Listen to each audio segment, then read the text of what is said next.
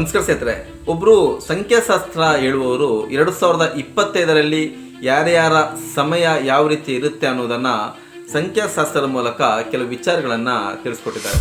ಅವರು ಯಾವ ಆಧಾರಗಳ ಮೇಲೆ ಈ ರೀತಿ ನಡೆಯಬಹುದು ಅನ್ನೋದನ್ನು ಹೇಳಿದ್ದಾರೆ ಅಂದರೆ ನಮ್ಮ ಡೇಟ್ ಆಫ್ ಬರ್ತು ಮತ್ತು ತಿಂಗಳು ಮತ್ತು 2025. ಉದಾಹರಣೆಗೆ ಡೇಟ್ ಆಫ್ ಬರ್ತು 8ನೇ ತಾರೀಕು ಇದ್ರೆ 8ನೇ ತಾರೀಕು, ನಂತರ ತಿಂಗಳು 3ನೇ ತಿಂಗಳು 4ನೇ ತಿಂಗಳು, ಆ ತಿಂಗಳು ನಂತರ 2025.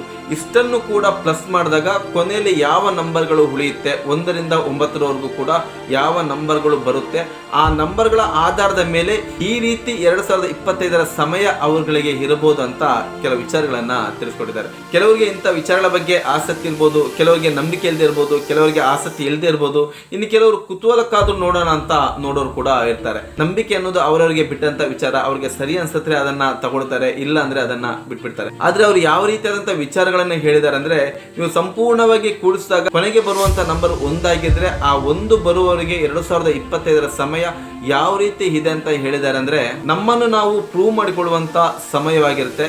ದೊಡ್ಡ ದೊಡ್ಡ ನಿರ್ಧಾರಗಳನ್ನ ಸರಿಯಾಗಿ ಯೋಚನೆ ಮಾಡಿ ಆ ನಿರ್ಧಾರಗಳನ್ನ ತೆಗೆದುಕೊಳ್ಳೋದರಿಂದ ದೊಡ್ಡ ಸಕ್ಸಸ್ ಗಳನ್ನ ಕಾಣುವಂತ ಸಾಧ್ಯತೆಗಳಿದೆ. ತುಂಬಾ ದೊಡ್ಡ ದೊಡ್ಡ ಸಾಧನೆಗಳನ್ನ ಮಾಡುವಂತ ಸಮಯ ಇದಾಗಿರುತ್ತೆ ಅಂತ ತಿಳಿಸ್ಕೊಟ್ಟಿದ್ದಾರೆ. ನಂಬರ್ 2 ಬಂದ್ರೆ ಎಲ್ಲರನ್ನು ಕೂಡ ಜೊತೆಯಾಗಿ ಕರೆದುಕೊಂಡು ಹೋಗುವಂತ ಸಮಯ ಇದಾಗಿರುತ್ತೆ. ಯಾರ ಹತ್ರ ಕೂಡ ಮನಸ್ತಾಪ ಮಾಡಿಕೊಳ್ಳದೆ ಎಲ್ಲರನ್ನು ಕೂಡ ಪ್ರೀತಿ ಸ್ನೇಹದಿಂದ ಗೌರವದಿಂದ ಒಗ್ಗಟ್ಟಿನಿಂದ ಎಲ್ಲರನ್ನು ಕೂಡ ಜೊತೆಗೆ ಕರೆದುಕೊಂಡು ಹೋಗುವುದರ ಜೊತೆಗೆ ಹೊಸ ಗೆಳೆಯರ ಪರಿಚಯ, ಆ ಹೊಸ ಗೆಳೆಯರ ಹತ್ರ ಕೂಡ ಉತ್ತಮ ರೀತಿಯಲ್ಲಿ ನಡವಳಿಕೆ ಇರುವುದರಿಂದ 2025ರಲ್ಲಿ ನಾವು ಅಂದುಕೊಂಡಂತ ಕೆಲಸಗಳನ್ನ ಸುಲಭವಾಗಿ ಮಾಡಬಹುದು ಅಂತ ತಿಳಿಸ್ಕೊಟ್ಟಿದ್ದಾರೆ. ಅದೇ ರೀತಿ ನಂಬರ್ 3 ಬಂದ್ರೆ ನಮ್ಮಲ್ಲಿರುವಂತಹ ಕ್ರಿಯೇಟಿವಿಟಿ ಬೆಳಕಿಗೆ ಬರುವಂತಹ ಸಮಯ ಇದಾಗಿರುತ್ತಂತೆ. ನಮ್ಮೊಳಗಿರುವಂತಹ ಕ್ರಿಯೇಟಿವಿಟಿಗಳ ಬಗ್ಗೆ ಉತ್ತಮ ರೀತಿಯಾದಂತಹ ಪ್ರಯತ್ನಗಳನ್ನ ಮಾಡಿದಾಗ ಆ ಕ್ರಿಯೇಟಿವಿಟಿಗಳು ಬೆಳಕಿಗೆ ಬಂದು ದೊಡ್ಡ ಸಾಧನೆಯನ್ನು ಸಾಧಿಸುವಂತಹ ಸಮಯ ಇದಾಗಲಿದೆ ಅಂತ ಹೇಳಿದ್ದಾರೆ. ನಂಬರ್ 4 ಬಂದ್ರೆ ಇಷ್ಟು ವರ್ಷ ನಿರಂತರವಾಗಿ ಮಾಡಿದಂತ ಪ್ರಯತ್ನಗಳು, ಪಟ್ಟ ಕಷ್ಟಗಳು, ಅನುಭವಿಸಿದ ಹವಾಮಾನಗಳು ಇದರೆಲ್ಲದರ ಪ್ರತಿಫಲವನ್ನ ಅನುಭವಿಸುವಂತ ವರ್ಷ 2025 ಆಗಿರುತ್ತೆ ಅಂತ ಹೇಳಿದ್ದಾರೆ. ನಂಬರ್ 5 ಬಂದ್ರೆ ಬದಲಾವಣೆ ಮಾಡಿಕೊಳ್ಳುವಂತ ಸಮಯ 2025 ಆಗಿರುತ್ತೆ. ನಾವು ಒಂದು ವಿಚಾರದ ಬಗ್ಗೆ ಪ್ರಯತ್ನ ಪಡ್ತಿರ್ತೀವಿ, ಆ ವಿಚಾರಗಳು ಯಾವುದು ಕೂಡ ನಮಗೆ ಕೈಗೂಡಿ ಬರಲ್ಲ. ಈ ರೀತಿ ಇದ್ದಾಗ ಅದನ್ನ ಬದಲಾವಣೆ ಮಾಡಿಕೊಳ್ಳುವಂತ ಸಮಯ ಇದಾಗಿರುತ್ತಂತೆ. ಅದನ್ನ ಬಿಟ್ಟು ಬೇರೆ ಯಾವುದಾದ್ರ ಬಗ್ಗೆ ನಾವು ಯೋಚನೆ ಮಾಡಿ ಅದರಲ್ಲಿ ನಿರಂತರವಾಗಿ ಪ್ರಯತ್ನ ಪಟ್ಟಾಗ ಆ ಪ್ರಯತ್ನಗಳಲ್ಲಿ ಗೆಲುವು ಸಿಗುವಂತ ಸಾಧ್ಯತೆ ಇದೆ ಅಂತ ಹೇಳಿದ್ದಾರೆ.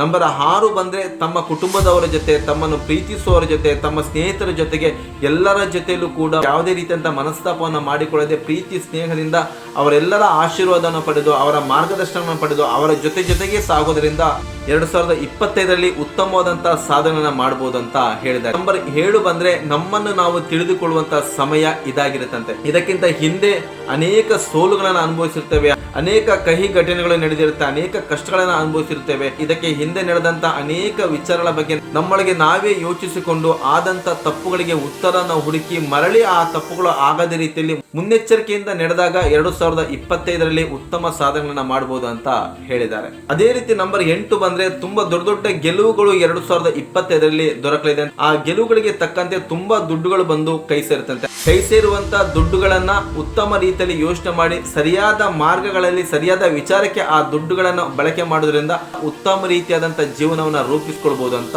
ಹೇಳಿದ್ದಾರೆ. ನಂಬರ್ 9 ಬಂದ್ರೆ ಇಷ್ಟು ದಿನ ಕಳೆದು ಹೋಗಿರುವುದರ ಬಗ್ಗೆ ಯೋಚನೆ ಮಾಡದೆ ನಿರಂತರವಾಗಿ ಪ್ರಯತ್ನ ಮಾಡೋದರ ಜೊತೆಗೆ ಇನ್ನೊಬ್ಬರಿಗೆ ಸಹಾಯವನ್ನ ಮಾಡುತ್ತಾ ಜೀವನ ಸಾಗಿಸುವುದರಿಂದ 2025ರಲ್ಲಿ ನಾವು ಅಂದುಕೊಂಡಿದ್ದನ್ನ ಸಾಧಿಸಬಹುದು ಅಂತ ಹೇಳಿದ್ದಾರೆ.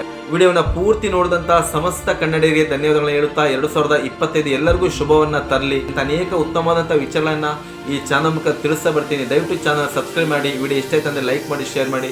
ಮತ್ತೆ ಮುಂದಿನ ಸಂಚಿಕೆಯಲ್ಲಿ ಇನ್ನೊಂದು ಉತ್ತಮವಾದಂತಹ ವಿಚಾರದೊಂದಿಗೆ ನಿಮ್ಮ ಮುಂದೆ ಬರ್ತೀನಿ. ಅಲ್ಲಿವರೆಗೂ ನಮಸ್ಕಾರ.